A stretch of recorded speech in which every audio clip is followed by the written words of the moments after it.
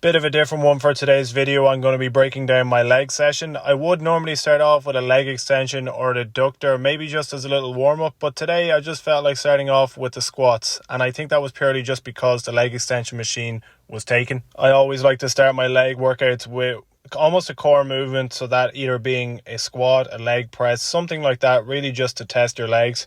I'll always follow this up with some sort of almost lunging movement. So shout out to Caitlin for this one. She gave me the idea to do I believe it was a rear foot elevated lunge.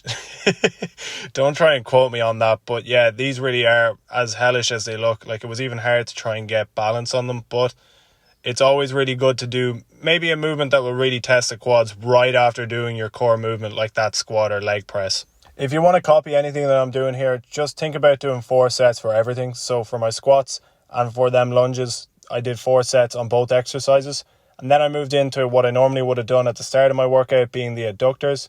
Just because I didn't do them at the start, I did want to get them in because it's always important to get a well-rounded leg. Then that one being a bit more of a minor movement, I'm not really too worried about doing sets of 4 for that. I did do sets of 4 for this one, but usually I'll do it for 3. And then I'm finishing off with a calf exercise, this one being the elevated calf raises off the Smith machine. It's a killer, and it definitely should be in your workouts too, people. In total, I did 16 working sets through the whole leg session, and when I'm also adding on the extra leg session that I'll do later on in the week, it's really plenty of sets to be doing. Overall, it took me 66 minutes. Thank you very much for watching, everyone.